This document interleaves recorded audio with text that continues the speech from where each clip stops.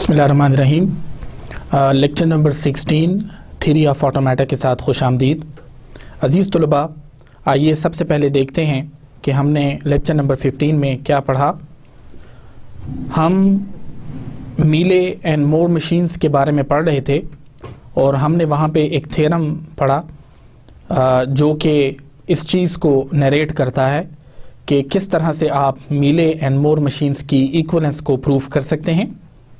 ये थ्योरम आपकी याद दहानी के लिए बता देना चाहता हूँ कि ये हमने रिपीट किया था। लेक्चर नंबर 14 में भी हमने यही थ्योरम पढ़ा था। फिर उसके बाद हमने सीक्वेंशियल सर्किट्स को देखा कि किस तरह से सीक्वेंशियल सर्किट्स को मीले मशीन्स के तौर पे इस्तेमाल किया जा सकता है। इन अदर वर्ड्स, जो सीक्वेंशियल सर्किट्स के इनपुट्स हैं और उसके करस्पॉन्डिंग आउटपुट्स हैं उसको मीले मशीन की मदद से भी हासिल किया जा सकता है। हमने पर्टिकुलरली इसमें नैंड और एंड और नॉट ऑपरेटर के बारे में पढ़ा कि किस तरह से इनपुट और आउटपुट जनरेट हो सकती है। और अज़ीज़ तलबा, इसमें मैंने आपको डेनियल ए कोहेन की किताब से जो एग्ज़ाम्पल है वो करवाई। आज के लेक्चर में हम सबसे पहले ट्रांसड्यूसर्स की वो एग्ज़ाम्पल जो कि एक्सरसाइजेज में की गई है उसको करेंगे और उसको फिर हम करस्पॉन्डिंगली मीले मशीन में कन्वर्ट करेंगे। आइए देखते हैं। इस वक्त जो एग्ज़ाम्पल आपके सामने है ये डेनियल ए कोहेन की किताब से ली गई है और उसकी एक्सरसाइजेज में आप देख सकते हैं कि ये एक सर्किट डायग्राम दिया गया है। इस सर्किट डायग्राम में आपके पास एक तरफ और है, अगर आप देखिए, और इस और के ऊपर आपको इनपुट नज़र आएगी। यहाँ से आप देख सकते हैं जो ब्लॉक है वो आपको और ऑपरेटर के बारे में बता रहा है। इसी तरीके से यहाँ पे आपके पास एक ए इनपुट है, यहाँ पे आपके पास बी इनपुट है और करस्पॉन्डिंगली आपके पास इन चार ऑपरेशंस के परफॉर्म करने के बाद एक आउटपुट जो है वो जनरेट होती है। ये एक सीक्वेंशियल सर्किट है इस वक्त आपके सामने, जो कि डेफिनेटली आपने अपने डिजिटल लॉजिक डिज़ाइन के कोर्स में ना सिर्फ ये सर्किट बल्कि इससे एडवांस सर्किट्स को भी पढ़ा होगा। स्पेसिफिकली इसमें ये जो डिले है, इसको, ये जो बॉक्स आपको डिले का नज़र आ रहा है, इसको डी फ्लिप फ्लॉप भी कहा जाता है। मैं उसकी डिटेल्स में नहीं जाऊंगा। यहाँ पे सिर्फ ये जो तीन इक्वेशंस इस वक्त आपके सामने हैं, ये तीन इक्वेशंस इस सर्किट डायग्राम से अखज़ की गई हैं। That is, these equations are derived from the circuit diagram and these equations are going to be helpful in making the Mealy machines and particularly in analyzing the input and then generating a particular output। आइए ये देखते हैं कि ये equations इस circuit diagram से कैसे generate की गई हैं। तो first of all you have new B is equal to old A। Similarly आप देख सकते हैं कि B की जो भी वैल्यू जनरेट हो रही है वो एक्चुअली A की ही ओल्ड वैल्यू है। यानी A की जो वैल्यू डिले को इनपुट हो रही है बयान ही वही वैल्यू आपके पास B की आ रही है। इस वजह से जो नया B है आपके पास वो ओल्ड A के बराबर है। तो यहाँ से आपने अपनी पहली इक्वेशन अखज़ की। Second equation is new A is equal to input which is here, ये इनपुट है आपके पास, और ओल्ड A और ओल्ड B। अब इससे मुराद ये है कि ओल्ड A है आपके पास या ओल्ड B है। जब इन दोनों को आप और करते हैं और फिर उसको फर्दर और करते हैं तो आपके पास इनपुट के साथ, तो एक्चुअली आपके पास न्यू A आ जाता है। यानी नया A जो है वो आपके पास इनपुट और new old value of A and old value of b को और करने के बाद जो वैल्यू आपके पास आएगी उसे आप न्यू ए कहेंगे। सिमिलरली अजीज तलबा, जैसे कि आपके पास है आउटपुट, अब आप आउटपुट को यहां से देखें तो ये आपके पास जो बी की वैल्यू आ रही है उसको, और दूसरी साइड से ये जो लाइन आपको नजर आ रही है इसको लेकर आप जब एंड करेंगे एंड के ऑपरेटर के साथ, तो जो वैल्यू आपके पास जनरेट होगी उसको आउटपुट कहा जाता है। आइए अजीज तलबा, मैं एक दफ़ा दोबारा इसी सर्किट डायग्राम की ट्रांसलेशन और derivation into these three equations. I will repeat it again for you. The first one is new b is equal to old a. आप देख सकते हैं कि b की जो भी वैल्यू, नई वैल्यू जो जनरेट हो रही है एक्चुअली वो आपके पास a की पुरानी वैल्यू है, और डिले के ऑपरेटर के बाद उसमें जो भी वैल्यू आ जाती है that is called the new value of b. Secondly जो सेकंड इक्वेशन है न्यू a, अब ये जो a की नई वैल्यू जनरेट हो रही है वो कैसे आ रही है, आपके पास इनपुट है आपके पास, फिर और है, फिर आप देखिए कि आपके पास दो चीजें मजीद और हो रही हैं। एक तरफ से आपके पास b आ रहा है इस साइड से, और एक तरफ से आपके पास a आ रहा है। अगर आप इन दोनों को और कर दें और उसके बाद एक फर्दर और कर दें इनपुट के साथ, तो एक्चुअली ये इनपुट और ओल्ड ए और ओल्ड बी से आपके पास न्यू ए आ जाता है, यानी कि ए की नई वैल्यू आपके पास आ जाएगी। यहाँ पे ओल्ड ए और ओल्ड बी या न्यू ए या न्यू बी सिर्फ इस वजह से इस्तेमाल किए गए हैं कि किसी पर्टिकुलर टाइम के ऊपर ए की वैल्यू क्या थी, और फिर उसके बाद जैसे ही क्लॉक सीक्वेंस आगे बढ़ता है यानी कि उसमें इंक्रीमेंट होता है, तो इन ऑपरेशंस के परफॉर्म करने की वजह से आपके पास नई वैल्यूज आ जाती हैं। इस वजह से जो पिछले क्लॉक सीक्वेंस के अंदर आपके पास वैल्यूज हैं उनको ओल्ड वैल्यूज कहा जा रहा है, और इसी तरीके से जो नए क्लॉक सीक्वेंस में या आगे आने वाले क्लॉक सीक्वेंस के अंदर आपके पास वैल्यूज हैं, those values are called the new values. So actually you don't have to confuse yourself in the new values and in the old values actually, but you need to think that whenever you perform an operation actually, so you are performing that particular operation in a clock sequence. So suppose if you perform it in a clock sequence 1, and after performing that operation if you get new values, and that is actually the clock sequence number 2, so this means the values that you got in clock sequence number 2, those values are going to be called the new values, whereas the values that you got or you input to the operation in the previous clock sequence, those values are called the old values. तो मैंने आपके सामने इसी circuit diagram को translate किया 3 equations में। अब मैं इन्हीं 3 इक्वेशंस में चंद वैल्यूज पुट करूंगा, चूंकि हमें पता है दैट डिजिटल सर्किट्स के अंदर आपके पास 2 ही वैल्यूज होती हैं, या 1 होती है या आपके पास 0 होती है। अब इस 1 और 0 को इस इनपुट की मदद से किस तरह से आप इनपुट करेंगे ताकि आपके पास नई वैल्यूज आ जाएं, आइए देखते हैं। देखिए सबसे पहले हमने यहाँ पे ये चीज़ देखी कि a की वैल्यू 0 है और b की वैल्यू 0 है। हमने इस पर्टिकुलर स्टेट का नाम जो है वो Q0 रख दिया है। अजीज तलबा, यहाँ आपको स्टेट का मतलब ज़्यादा, उसकी बारे में ज़्यादा पता चल रहा है कि स्टेट किन मानों में एक्चुअली इस्तेमाल होता है। अभी तक हमने काफ़ी एक्सटेंसिवली फिनिट ऑटोमेटा के अंदर स्टेट्स के कॉन्सेप्ट के बारे में पढ़ा कि स्टेट्स क्या होती हैं। अब आप चूंकि इन्हीं फिनिट स्टेट मशीन्स को digital logic circuit and design के कॉन्टेक्स्ट में पढ़ रहे हैं, तो आपको पता होना चाहिए कि स्टेट से मुराद जो है किसी पर्टिकुलर टाइम के ऊपर इनपुट और आउटपुट का सीक्वेंस है। यानी इस वक्त इनपुट जो है मेरे पास अजीज तुलबा वो a इज इक्वल टू 0 है और b इज इक्वल टू 0 है। अब इन दो इनपुट इस वक्त अगर a इज इक्वल टू 0 है और b इज इक्वल टू 0 है तो इस स्टेट का नाम हमने रख दिया, एक क्रोनोलॉजिकल ऑर्डर की वजह से हमने इसका नाम रख दिया Q0।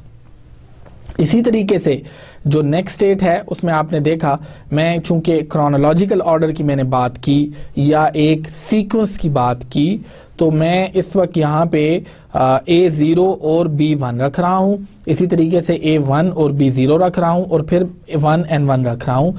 अब सवाल यहाँ ये पैदा होता है कि मैंने Q0 में क्यों A इज इक्वल टू 1 और B इज इक्वल टू 1 नहीं रखा। तो उसका सिंपल सा आंसर जो इस वक्त डेफिनेटली आप लोगों के जहन में आ चुका होगा, that is I want to use a sequence, I want to apply a sequence. This is the same way when we generate words of a language, actually we follow a chronological order. We follow a particular sequence. This is very easy in terms of two things. First of all, we can have strings in a particular sequence that are easy to read, understand, and secondly that are easy to generate as well. जब आप किसी language की strings generate कर रहे होते हैं तो उस वक्त आप अगर एक particular chronological order, for example even length of strings को फॉलो कर रहे होते हैं, तो उससे ख़ास तौर पे आपके पास जो है स्ट्रिंग्स जो हैं जो जनरेट कर रहे होते हैं वो रीडेबल होती हैं और अंडरस्टैंडेबल होती हैं।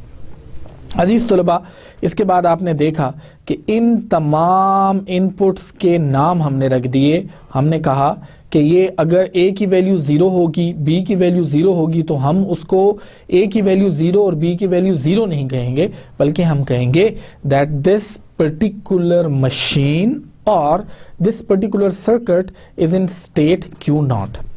Similarly, if a is equal to 0 and b is equal to 1, so we are going to say that this particular machine is in state Q1, similarly then in Q2 and in Q3.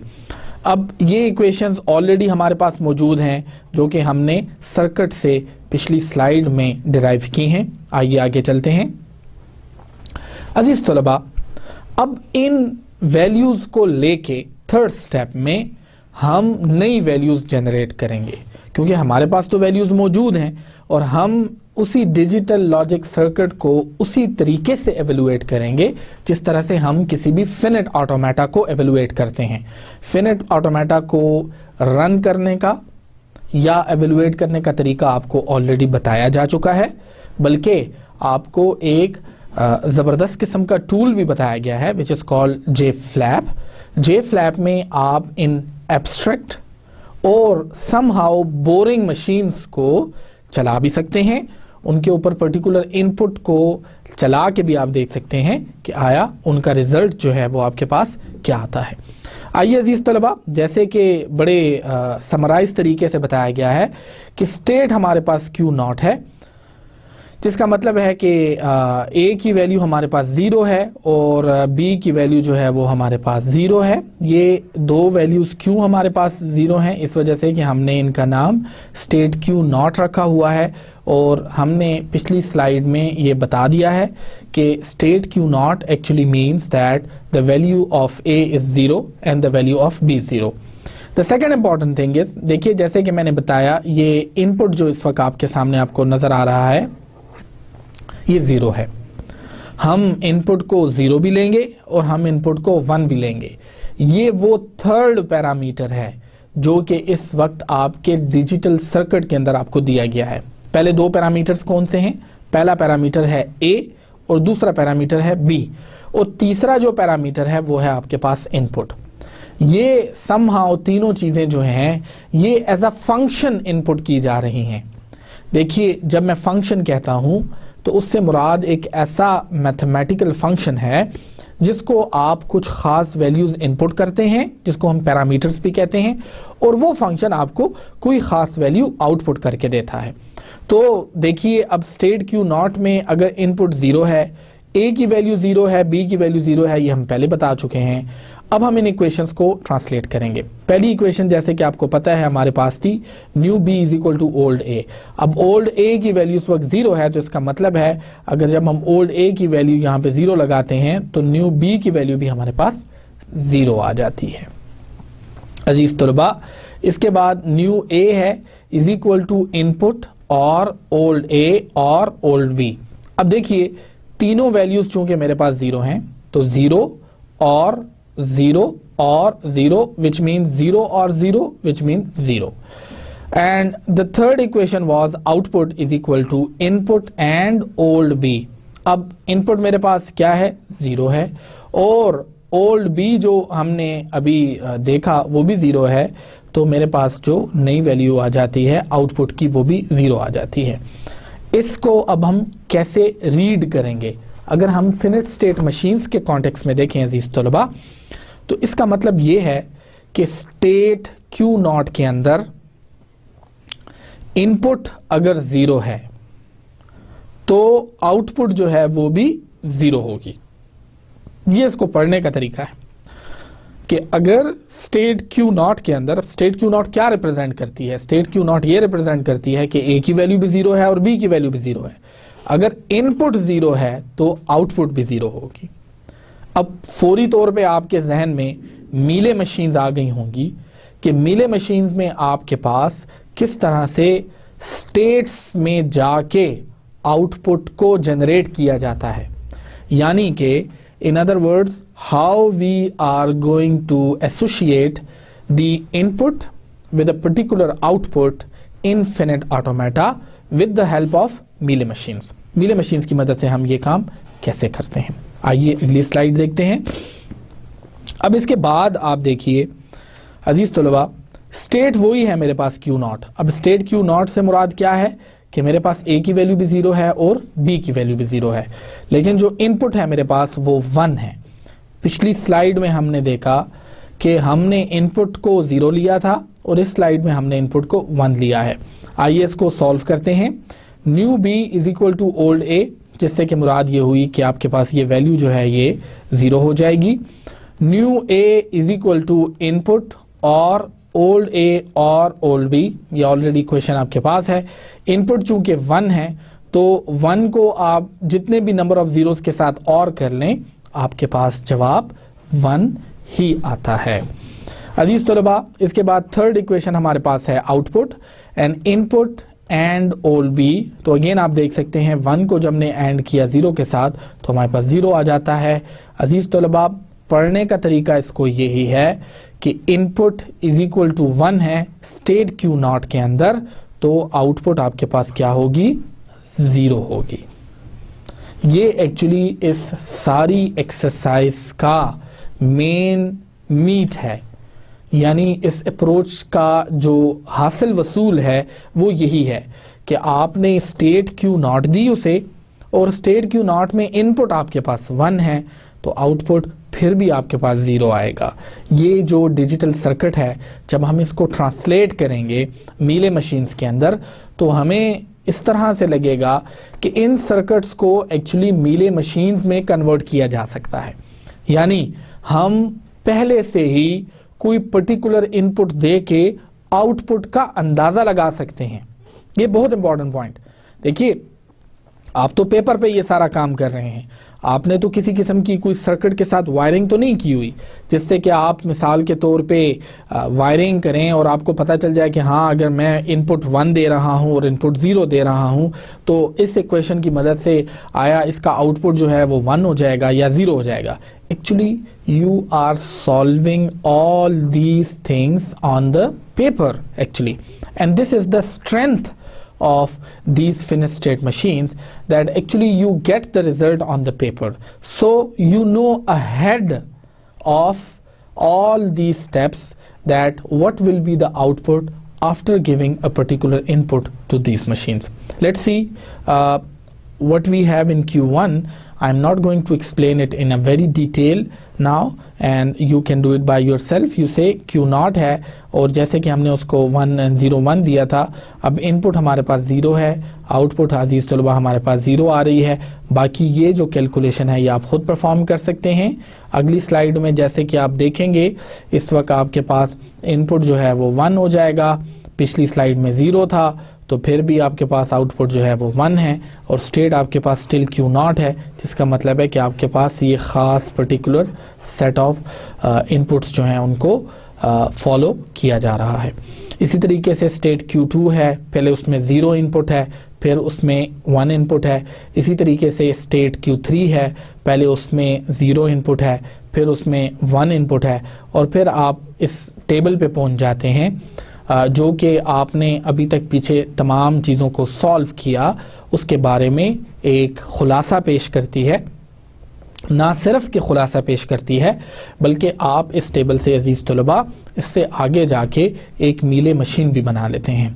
आइए देखते हैं। सबसे पहले देखिए Q0 state का क्या मतलब है। A = 0, B = 0, इस पर हमने सैर हासिल गुफ्तगू कर ली। इसी तरीके से A = 0, B = 1, this one and then this one.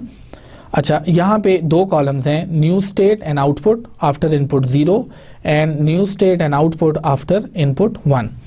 अजीज़ तलबा, ये बहुत इंपॉर्टेंट पॉइंट है कि आपके पास जो 0 पे इनपुट था, आइए ज़रा उस स्लाइड पे दोबारा चलते हैं। पहली,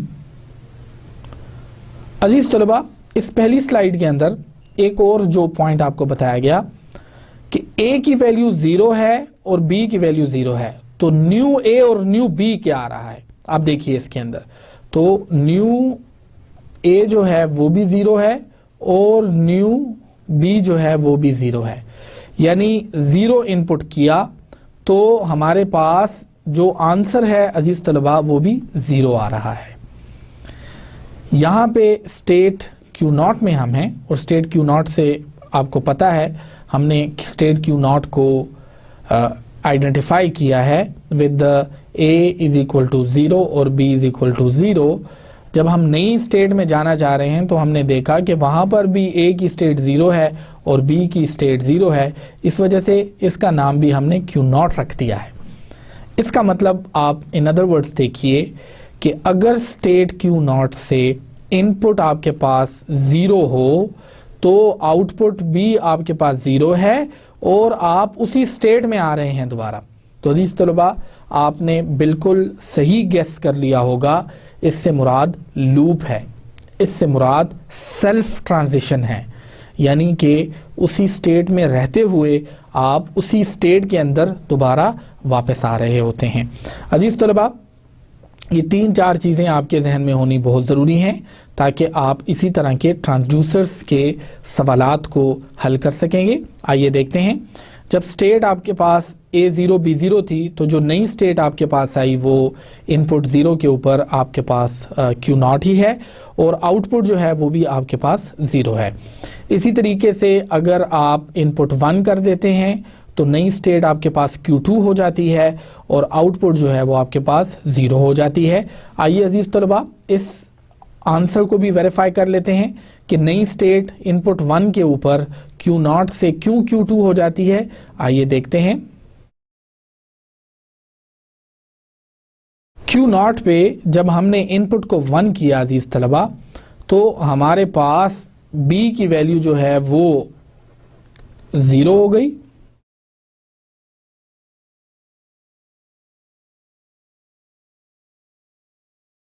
B की वैल्यू जो है वो हमारे पास 0 हो गई, और A की जो नई वैल्यू हमारे पास आ गई वो 1 हो गई। अब आप इसको ज़रा क्रोनोलॉजिकल ऑर्डर में देखें। आपने जब इनपुट किया था A की वैल्यू 0 थी, B की वैल्यू 0 थी, और इनपुट जो है वो आपके पास 1 था।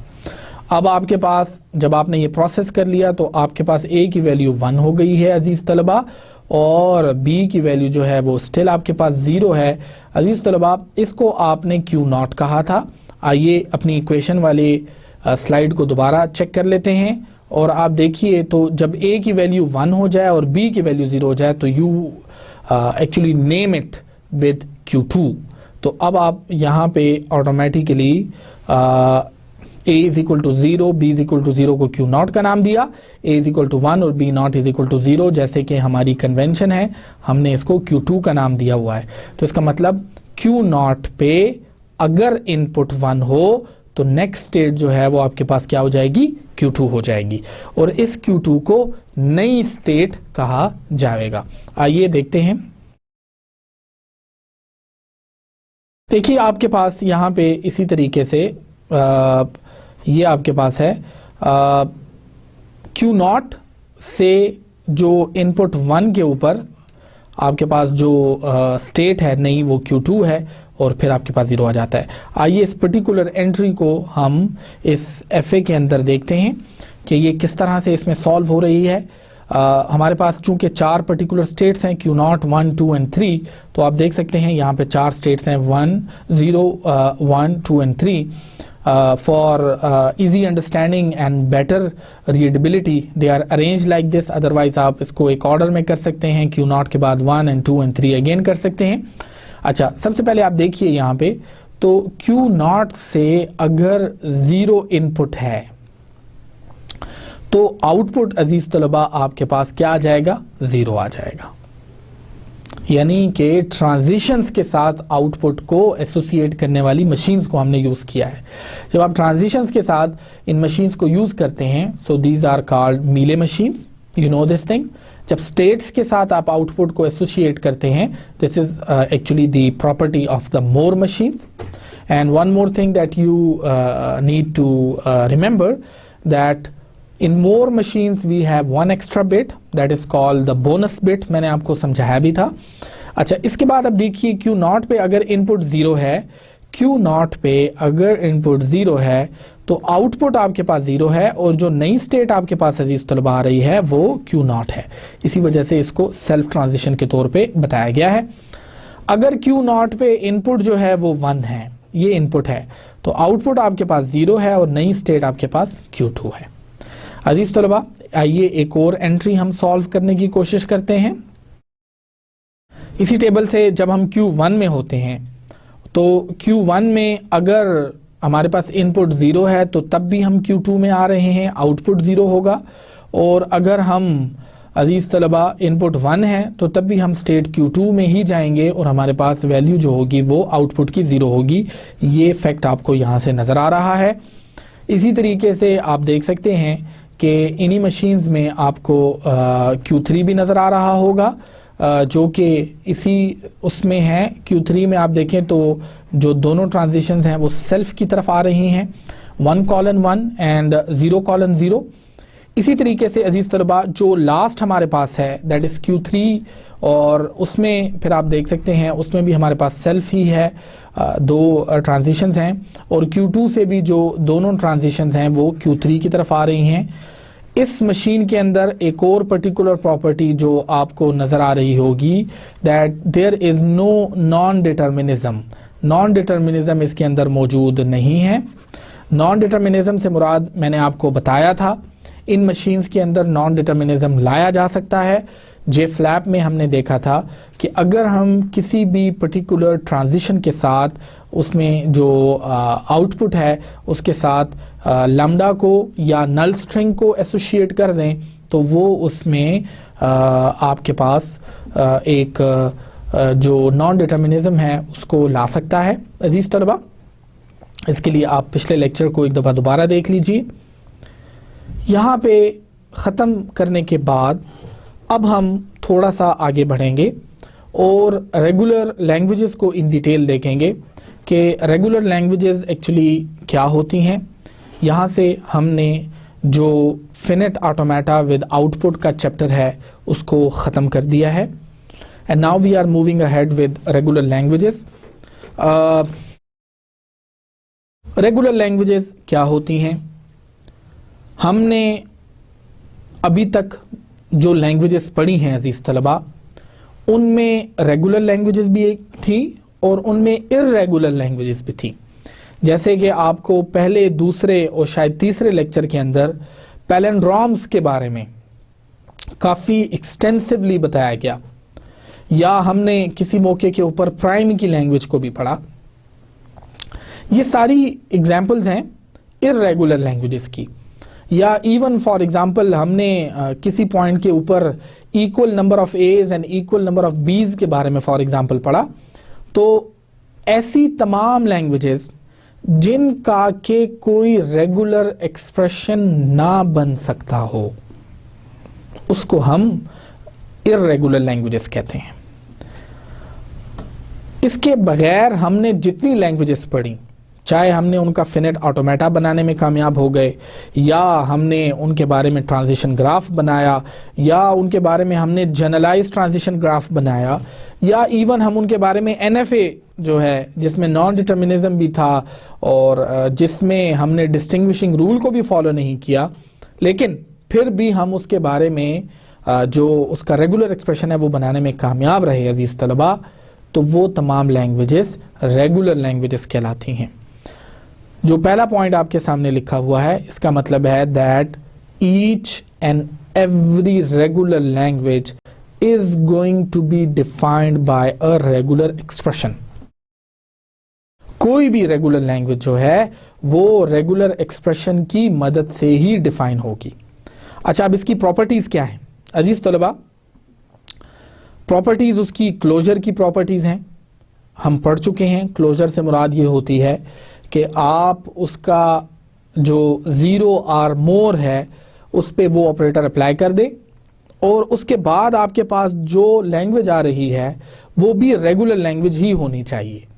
यानी कि आप अगर उसके ऊपर स्टार का ऑपरेटर लगा दें तो स्टार के ऑपरेटर लगा देने की वजह से उसी लैंग्वेज की जो फर्दर इंस्टेंसेस आपके पास आएंगे वो भी रेगुलर होंगे।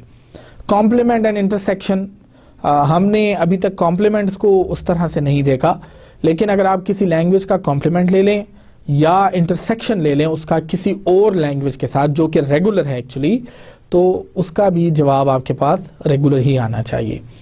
और इसके अलावा अजीज तलबा, इस चैप्टर के थ्योरम्स, इस चैप्टर की एग्जाम्पल्स जो हैं वो आपके रेगुलर लैंग्वेजेस के चैप्टर से ली गई हैं, जो कि डेनियल ए कोहेन की बुक है। और जो थ्योरम्स हैं बाज़-औक़ात उनके टाइटल में ये नहीं लिखा होता कि ये कॉम्प्लीमेंट्स का थ्योरम है या इंटरसेक्शन का थ्योरम है या ये पर्टिकुलरली किसी क्लोजर की प्रॉपर्टी का थ्योरम है। उसका नाम जो है वो कुछ इस तरह से लिखा जाता है, थ्योरम 10, थ्योरम 11, थ्योरम 12। तो इसके अंदर अगर आपको इस तरह की कुछ स्लाइड्स मिलें तो आपने अपनी बुक को रेफर करना है। अगर वहां पे लिखा है थ्योरम 10 तो इसका मतलब है बुक में जो थ्योरम 10 है वो यहाँ पर रेफर किया जा रहा है। अजीज तलबा, एक दफ़ा दोबारा रेगुलर लैंग्वेजेस को देख लेते हैं। Regular languages are all those languages which are actually generated by a particular regular expression, and it is a must have condition that all languages which can have a regular expression, those languages are only called regular languages.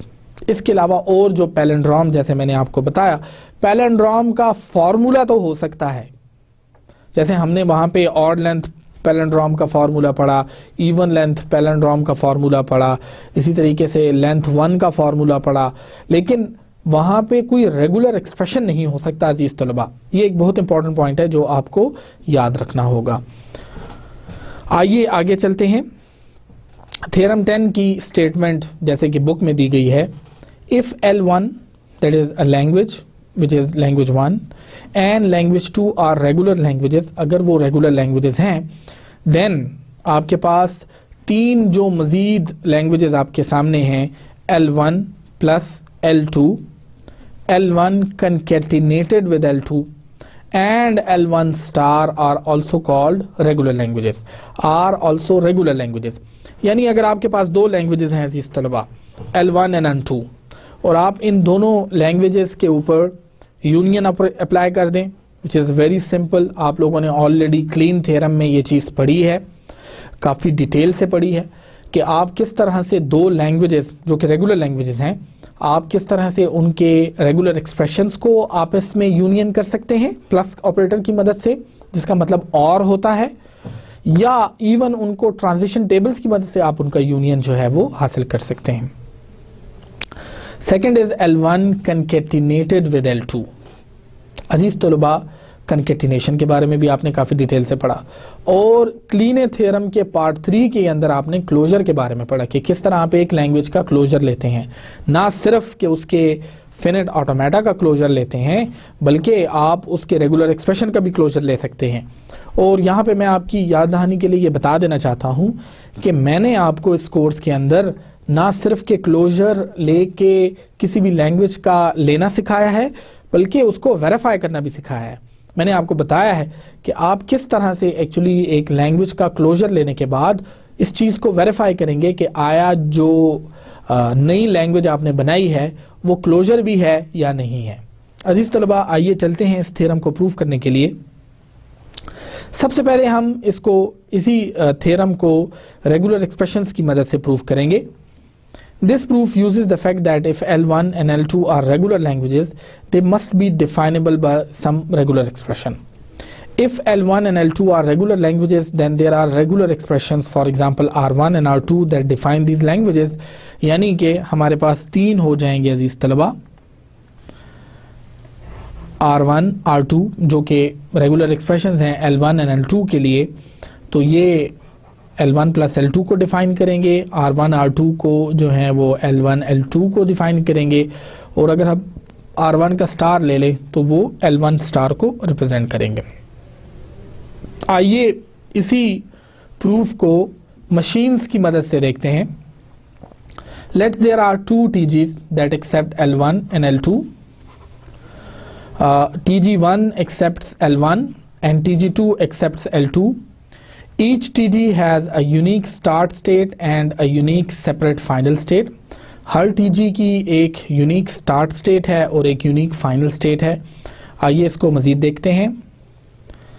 देखिए, अगर आप 2 languages को आपस में union करना चाहें तो एक तरीका आपके पास ये भी है। जैसे मिसाल के तौर पे इस वक्त आप देख सकते हैं आपके सामने एक लैंग्वेज जो है वो इस साइड से माइनस एन प्लस के साथ है और दूसरी जो है वो यहाँ पे माइनस एन प्लस के साथ है। अजीज तलबा, जैसे कि आपको पता है टीजी के अंदर आपके पास मल्टीपल इनिशियल स्टेट्स भी हो सकती हैं, लेकिन फ़िलहाल हमने इसमें यह किया हुआ है कि इन दोनों लैंग्वेज की इनिशियल स्टेट को एक further self defined initial state के साथ कंकेटिनेट किया है और इस तरह से एक दूसरे को मिलाया है कि यहाँ से भी हमारे पास लैम्डा की ट्रांजिशन आ जाती है और यहाँ से भी हमारे पास लैम्डा की ट्रांजिशन आ जाती है। फ़र्क कोई नहीं है। ये आपके पास लैंग्वेज 1 है फॉर एग्जांपल, या 2 भी हो सकती है, और ये आपके पास जो है ये लैंग्वेज 2 है। अब आपके पास अगर आप यहाँ से अपनी ट्रेवर्सिंग स्टार्ट करते हैं तो आपके पास 2 ऑप्शंस हैं, या तो आप इस पाथ पे आ सकते हैं और या आप इस पाथ पे आ सकते हैं। और यही वो चीज़ है जो हम अचीव करना चाह रहे थे। यानी हम चाह रहे थे कि हम बेसिकली इन दोनों लैंग्वेज में से एक लैंग्वेज को सिलेक्ट करें, यानी हम और का ऑपरेटर जो है उसको इस्तेमाल करना चाह रहे थे। तो हमने यहाँ पे क्या किया, यहाँ पे अगर हम यहाँ वाला जो नल ऑपरेटर है उसको हम रीड कर लेते हैं तो इसका मतलब हम L1 में आ जाते हैं। अदरवाइज अगर हमने इस साइड वाले को कर लिया तो हम L2 में आ जाते हैं और उसके बाद फिर L2 के जो रेगुलर एक्सप्रेशंस हैं जो यहाँ पे आपको हाइपोथेटिकली बताए गए हैं R1 एंड R2 और इस केस में R3 एंड R4, तो उसकी मदद से आप उसमें ट्रेवर्स करके उस लैंग्वेज की जनरेशन को पॉसिबल कर सकते हैं। अजीज तलबा, TG accepts L1 plus L2. How? We make starting at the start state of TG1 can only follow a path on TG1 and starting at the start state of TG2 can only follow a path on TG2. यहाँ पे TG2 और TG1 जो है वो specifically language 1 and language 2 के लिए इस्तेमाल किया गया है। आइए आगे चलते हैं। अब हम देखना चाह रहे हैं अजीज तलबा कि TG accepts L1 and L2 and how is this possible। देखिए, अगर हम इस डायग्राम को देखें तो आपने स्टार्ट स्टेट ली Q0 Q1 और फिर आपके पास ये जो है ये आपके पास एक्चुअली L2 है और ये आपके पास लेट्स से L1 है। तो आपने इसकी फाइनल स्टेट जो है इसको इसकी इनिशियल स्टेट के साथ इस तरह कंकेटिनेट किया कि वहाँ पे जो ट्रांजिशन आपने दी वो लैम्डा की दी। अजीज़ तलबा, यहाँ से जब हम स्टार्ट किए R1, तो मेरे पास ये रास्ता भी है कि मैं नई वाली लैंग्वेज पे जा सकता हूँ जिससे कि मुझे कंकेटिनेटेड लैंग्वेज मिल जाएगी। That is I can stop and accept the string और jump back at no cost.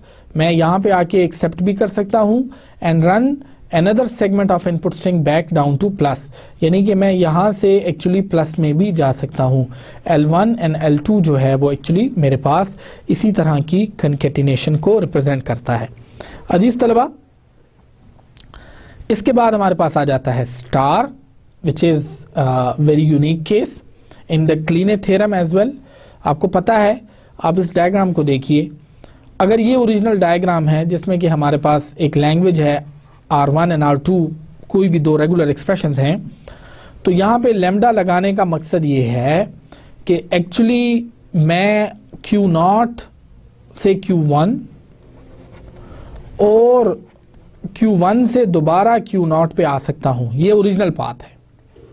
लेकिन इसके साथ लैम्डा लगाने का मकसद क्या है कि आप 0 और मोर कॉम्बिनेशंस भी कर सकते हैं। एल स्टार से मुराद इवन आपके पास लैम्डा की पॉसिबिलिटी भी आ जाती है। इस चीज़ के बारे में तो आपको पता होगा। तो जब लैम्डा की पॉसिबिलिटी आपके पास आ सकती है अजीज तलबा, द पॉइंट इज कि अगर आप यहाँ पे लैम्डा लगा लेते हैं तो अब आप आगे फर्दर जो है वो मूव कर सकते हैं।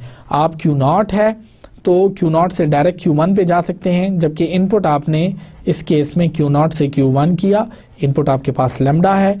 और अगेन अगर आप Q1 से Q0 पे आ जाते हैं तो यहाँ से आप लैम्डा इनपुट कर सकते हैं, which means as a whole आपके पास हमेशा ये वाली पॉसिबिलिटी आ जाती है।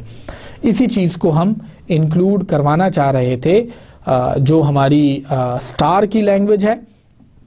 उस स्टार की लैंग्वेज के बाद एक्चुअली अब हम आगे चलेंगे अजीज़ तलबा। ये हमने इसी प्रूफ को मशीन्स की मदद से किया, यानी हमने ट्रांजिशन ग्राफ की दो एग्जांपल्स ली और ट्रांजिशन ग्राफ्स की एग्जांपल्स को हमने इसमें प्रूफ किया। अजीज़ तलबा, आइए आगे चलते हैं। अब हम एक एग्जांपल की मदद से इसी चीज़ को प्रूफ करेंगे कि किस तरह से अगर आप दो लैंग्वेजेस का यूनियन ले लें तो वो भी एक रेगुलर लैंग्वेज आपके पास आती है। अगर आप दो लैंग्वेजेस को कनकेटिनेट कर दें किसी भी ऑर्डर में, L1 को कनकेटिनेट कर दें L2 के साथ या L2 को कनकेटिनेट कर दें L1 के साथ, तो उसमें भी आपके पास एक रेगुलर लैंग्वेज ही आती है। और तीसरी चीज़ जो मैं आपको बताने लगा हूं वो ये है कि आपके पास अगर आप L1 का क्लोजर ले लें या L2 का क्लोजर ले लें तो तब भी आपके पास एक रेगुलर लैंग्वेज ही आएगी। आइए देखते हैं।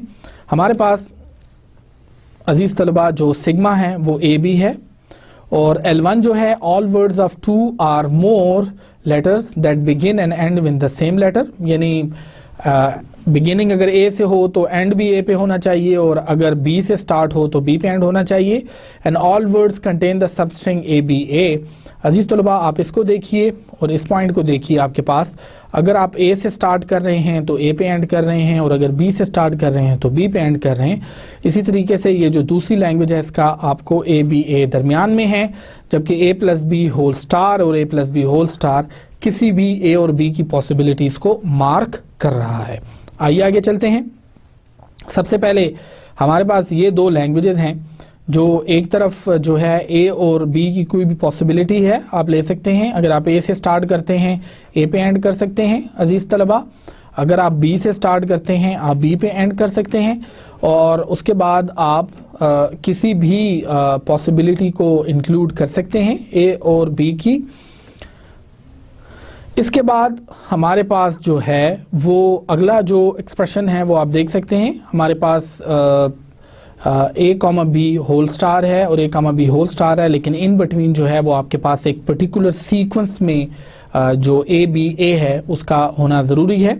आइए इसको मज़ीद हल करते हैं। सबसे पहले हम इसको L1 और L2 की मदद से कर रहे हैं। अजीज़ तलबा, यहाँ पर जो डायग्राम आपको भी बताया गया है ये आप देख सकते हैं अजीज़ तलबा कि ये TG है और एक्चुअली ये एक TG है, दो नहीं। आप इस वजह से देखें, इसमें एक स्टार्ट स्टेट है, यही स्टार्ट स्टेट है, फिर इसी तरीके से फाइनल स्टेट है और फाइनल स्टेट है। तो आप बेसिकली देखें तो ये दो टीजीज नहीं हैं, ये एक ही टीजी है। लेकिन जैसे कि आपको टीजी की प्रॉपर्टी का पता है that a TG can have multiple start states and multiple final states. Multiple final states वाला जो पॉइंट है वो तो कॉमन है, वो तो आपके पास फिनिट ऑटोमेटा में भी होता है, एनएफए में भी है और इसके और जो क्लासेस हैं उनमें भी है। लेकिन ये जो टीजी है इसमें मल्टीपल स्टार्ट स्टेट्स भी अलाउड हैं। तो अजीज तलबा आप देख सकते हैं, आप या तो इस लैंग्वेज में ट्रेवर्स करेंगे और या इस लैंग्वेज में ट्रेवर्स करेंगे, and this is actually the purpose of L1 plus L2। तो ये इस तरह से आपने देखा, चूंकि आप इसको एक टीजी कंसिडर करते हैं और टीजी से एक रेगुलर एक्सप्रेशन बनाया जा सकता है, तो इसका मतलब है कि अगर L1 रेगुलर है, L2 रेगुलर है, वो वाकई रेगुलर है। उसकी वजह यह है कि उन दोनों का हमने फिनिट ऑटोमेटा यहाँ बनाया हुआ है और उनका एक रेगुलर एक्सप्रेशन भी एग्जिस्ट करता है, इन अदर वर्ड्स। अच्छा, उन फिनिट ऑटोमेटा के बनाने के बाद हमने उनको टीजी में कन्वर्ट किया हुआ है और इस टीजी में कन्वर्ट करने की वजह से actually the main point is that TG is equal to regular expression. अजीज तलबा, आपकी आसानी के लिए मैं आपको इसी डायग्राम में एक और बहुत माइनर सा पॉइंट है जो मैं ज़रूर बताना चाहूँगा, और वो ये है अजीज तलबा कि यहाँ पे आप देखें तो प्लस से कोई भी आउटगोइंग की ट्रांजिशन मौजूद नहीं है, जो कि एक्चुअली A, B की होनी चाहिए। अजीज तलबा, डिस्टिंग्विशिंग रूल जो है वो ट्रांजिशन ग्राफ पर अप्लाई नहीं होता, हमने सिर्फ उसको फिनिट ऑटोमेटा में अप्लाई किया है। ये आपके पास TG1 है और बेसिकली TG1 का पार्ट 1 कह सकते हैं और ये उसका सेकंड पार्ट है, लेकिन बेसिकली ये एक ही ट्रांजिशन ग्राफ है और इसी ट्रांजिशन ग्राफ को आप रेगुलर एक्सप्रेशन में ट्रांसलेट भी कर सकते हैं। आइए अगली इसी एग्जांपल को डिफरेंट कॉन्टेक्स्ट में देखते हैं। जब हम L1 और L2 को आपस में अजीज तलबा कंकेटिनेट करते हैं तो हमने जैसे दो स्टार्ट स्टेट्स ले ली और उसी तरीके से लैम्डा की मदद से इनको एक थर्ड स्टार्ट स्टेट के साथ कनेक्ट कर दिया। अब हम बेसिकली इधर हमारे पास जो है वो L1 प्लस L2 आ सकता है। अजीज तलबा, आप देख सकते हैं, आप या तो इस पाथ पे जा सकते हैं और या आप इस पाथ पे जा सकते हैं। ये इस वक्त जो आपके सामने बताया गया है, this is actually L1 plus L2 because in दोनों को आप डिफरेंटली भी ट्रीट कर सकते हैं, जैसे कि आपको बताया गया है इस पर्टिकुलर स्टेट्स के अंदर कि आपने किस तरह दो फिनिट ऑटोमेटा को कंबाइन कर दिया लैम्डा और लैम्डा की मदद से। यहाँ पे आपके पास L1 प्लस L2 है। आइए आगे देखते हैं। ये उसी एग्जाम्पल को डिफरेंट कॉन्टेक्स्ट में बताया गया है। टीजीज की बजाय अब हमने इसको फिनिट ऑटोमेटा के थ्रू किया, जहां पे हमारे पास एक ही स्टार्ट स्टेट है और इसी स्टार्ट स्टेट को हमने इन दो एफएज की स्टार्ट स्टेट के साथ कंबाइन कर दिया। अगली एग्जांपल देखिए, यहाँ पे हमने कंकेटिनेशन की है, तो आप देख सकते हैं जो फाइनल स्टेट थी Q3, इसको हमने इनिशियल स्टेट के साथ कंबाइन कर दिया लैम्डा की ट्रांजिशन के साथ। तो एक्चुअली अब ये हमारे पास जो TG आ गया है, ये रेगुलर एक्सप्रेशन एक्चुअली हमारे पास L1 और L2 को रिप्रेजेंट करता है। अजीज तलबा, इससे आगे जो हमारे पास स्लाइड है वो L स्टार के लिए है। आप देख सकते हैं, यानी किसी भी लैंग्वेज के जब हम क्लोजर लेते हैं तो उससे क्या मुराद होगी, आप देख सकते हैं यहाँ पे आपके पास A है, यहाँ पे आपके पास B है, इसी तरीके से आपके पास A है और आपके पास B है। तो यहाँ पर सिर्फ माइनस से प्लस पे एक लैम्डा की ट्रांजिशन है और इसी तरीके से प्लस से माइनस पे आपके पास एक लैम्डा की ट्रांजिशन है। लैम्डा की ट्रांजिशन ओवरऑल ऐड करने का मकसद यही है कि आप माइनस से प्लस पे लैम्डा की मदद से जा सकें और प्लस से माइनस पे भी लैम्डा की मदद से आ सकें, ताकि इस होल एक्सप्रेशन में आपके पास लैम्डा की पॉसिबिलिटी आ जाए, यानी ये लैंग्वेज जो है ये नल स्ट्रिंग को भी एक्सेप्ट करे। अजीज तलबा, आइए अगला थ्योरम देखते हैं, which is actually complements and intersections. If a language L is defined over sigma, its complement is defined by L prime यहाँ पे जो एल के ऊपर ये आपको नज़र आ रहा है अपोस्ट्रोफी, इसको हम प्राइम के सेंस में लेते हैं, या बाज़ जगहों पे आप बाज़ बुक्स में देखेंगे कि यहाँ से एल सी भी यूज़ किया जाता है। The language of all strings of letters from sigma that are not words in L. आइए देखते हैं, if a language is L is a language over A comma B of all words that have a double A in them, यानी उनमें वो language जो है उसके अंदर आपके पास डबल ए का होना ज़रूरी है। Then L prime is the language of all words that do not have a double A. ये एक इंग्लिश की डिस्क्रिप्शन है। The complement of L prime is the language L, that is कि अगर हम एल प्राइम का दोबारा से प्राइम ले लें तो हमारे पास एल आ जाना चाहिए, यानी जो आपके दो कॉम्प्लीमेंट्स हैं ये एक दूसरे को कैंसिल कर देते हैं। अजीज तलबा, आइए थ्योरम 11 देखते हैं। The set of regular languages is closed under complementation. इस पॉइंट से मुराद ये है कि जो रेगुलर लैंग्वेजेस का सेट है वो आपके पास कॉम्प्लीमेंट्स के केस में क्लोज्ड है, यानी कोई नई तरह की वैल्यू उसमें नहीं आ सकती। जैसे हम कहते हैं ना कि ये क्लोज एंड है, क्लोज एंड से मुराद ये है कि यहां से आगे कोई रास्ता नहीं है। Similarly here the set of regular languages are actually closed, are regular languages are actually closed under complement, यानी उसमें कोई ओपन एंड नहीं है। आप जो भी रेगुलर लैंग्वेजेस होंगी जब आप उनका कॉम्प्लीमेंट लेंगे तो आपके पास हमेशा रेगुलर लैंग्वेज ही आएगी, इस वजह से ये एंड जो है ये क्लोज है। तो आइए इसकी स्टेटमेंट को हम प्रूव करते हैं। सबसे पहले देखिए, if L is a regular language then there is some F A that accepts it. अब हमें इस चीज का पता है कि अगर एल एक लैंग्वेज है तो रेगुलर लैंग्वेज है तो कोई ना कोई एफ ए जरूर ऐसा है जो कि इस लैंग्वेज को एक्सेप्ट करता है। अजीज तलबा, अब इस चीज को हम अचीव कैसे करेंगे? हम जो फाइनल स्टेट है उसको नॉन फाइनल स्टेट बना दीजिए, जो नॉन फाइनल स्टेट है उसको फाइनल स्टेट बना दीजिए। जो इनपुट स्ट्रिंग है now ends in the non final state and vice versa, यानी जो इनपुट स्ट्रिंग होगी पहले वो फाइनल स्टेट में एंड कर रही थी, जब आपने उसको नॉन फाइनल बना दिया तो अब तो वहां वो एक्सेप्ट नहीं होगी अब, और जो आपके पास नॉन फाइनल थी वहां पे वो एक्सेप्ट होगी। तो एक्चुअली आपने कॉम्प्लीमेंट में कुछ इस तरह का करना है कि जो स्ट्रिंग पहले एक्सेप्ट होती थी वो अब रिजेक्ट होंगी और जो रिजेक्ट होती थी वो एक्सेप्ट हो जाएंगी, उल्टा हो जाएगा। And complement is actually the same thing that we want to achieve. And make initial state both initial and final. जो आपकी इनिशियल स्टेट होगी उसको आप बोथ इनिशियल एंड फाइनल कर देंगे और जो इनिशियल एंड फाइनल होगी उसको सिर्फ इनिशियल कर देंगे। अजीज तलबा,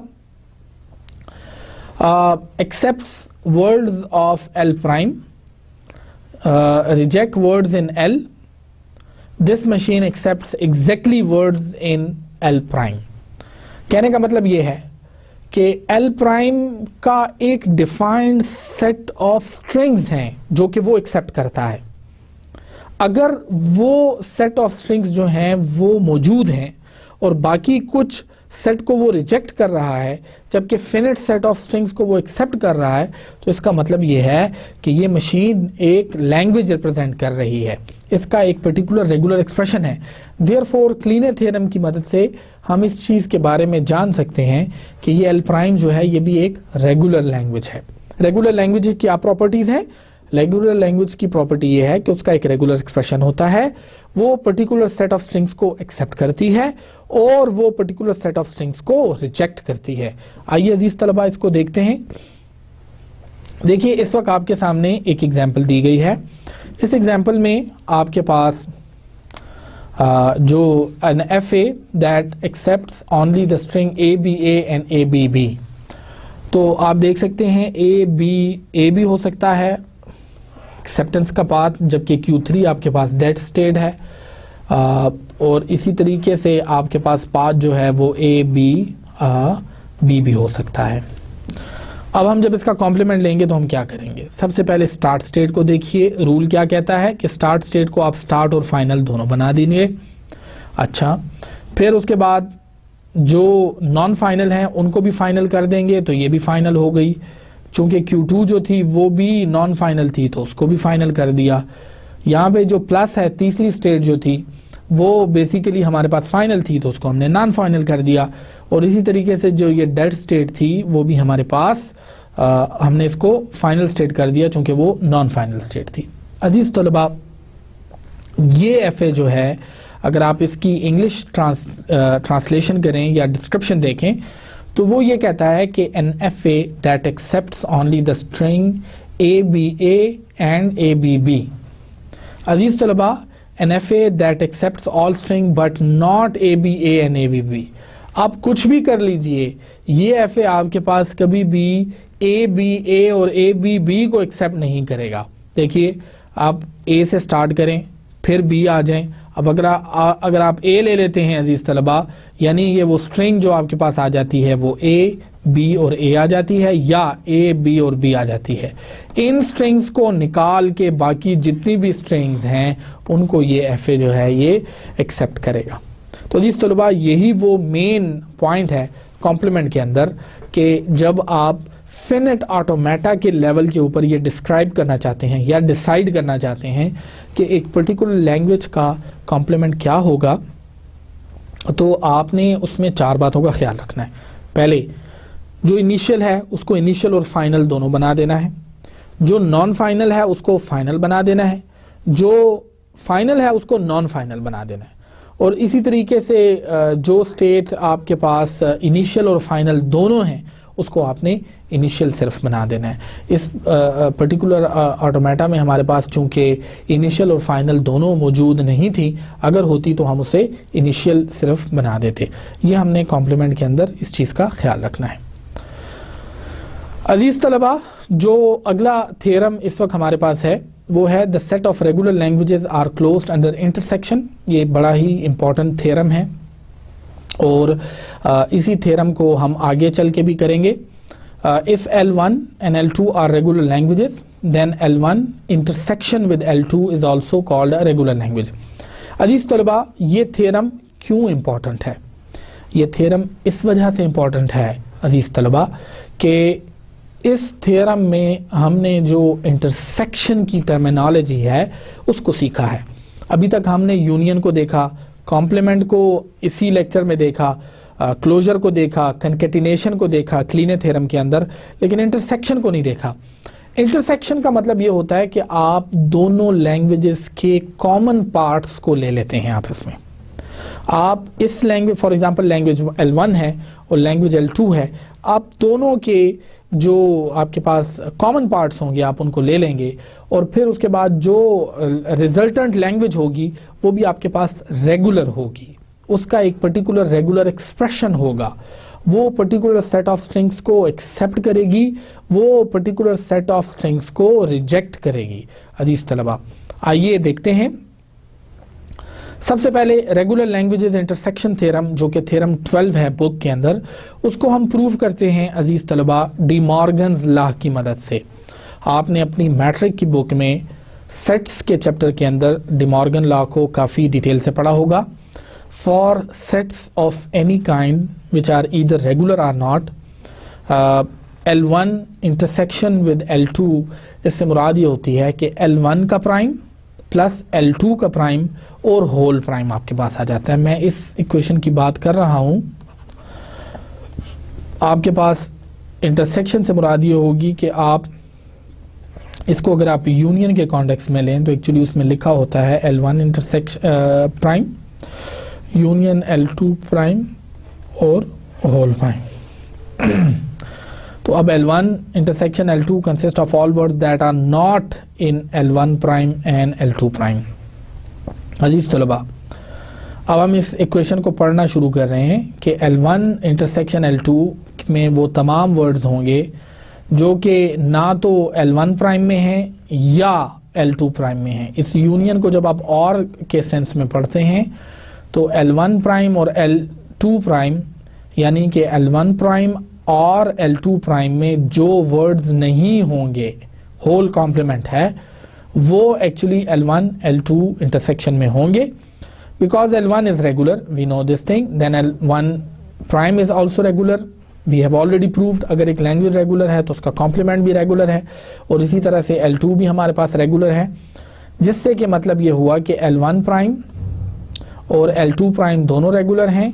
और अगर ये दो लैंग्वेजेस रेगुलर हैं, यानी इनका यूनियन रेगुलर है, तो इनका होल कॉम्प्लीमेंट भी रेगुलर है। ये भी हमने अभी थ्योरम 11 में पढ़ा कि अगर दो लैंग्वेजेस को इवन यूनियन करके आपने एक थर्ड लैंग्वेज बनाई है, और उस थर्ड लैंग्वेज का भी अगर आप प्राइम ले लेते हैं अजीज तलबा, तो वो भी आपके पास आ जाता है। रेगुलर लैंग्वेजेस, उसका जो प्रूफ होगा वो भी आपके पास रेगुलर ही होगा। अजीज तलबा, आइए लेक्चर नंबर 16 की समरी देखते हैं। सबसे पहले हमने ट्रांसड्यूसर्स की एग्जाम्पल नंबर 2 को पढ़ा। रेगुलर लैंग्वेजेस का इंट्रोडक्शन हमने पढ़ा कि रेगुलर लैंग्वेजेस क्या होती हैं, रेगुलर लैंग्वेजेस का यूनियन करना कैसे किया जाता है। यूनियन के पैरामीटर्स में मैं आपको बता दूं कि हमने ना सिर्फ जो यूनियन था उसको हमने टीजीज की मदद से भी देखा, और उसको हमने एफए की मदद से भी देखा। Concatenation, closure also results in a regular language. अजीज तलबा, इसके अलावा हमने ये भी पढ़ा कि complement of a regular language and intersection with another language also results in a regular language. कि किस तरह से डी मॉर्गन लॉ की मदद से हमने इस चीज़ को प्रूव किया कि कॉम्प्लीमेंट और जो इंटरसेक्शन है रेगुलर लैंग्वेजेस का, वो भी रेगुलर ही होता है। And at the last point I want to say thank you to Daniel A. Cohen because the material of this book was taken from his book Automata Theory. Thank you very much, dear students, and I see you in lecture number 17.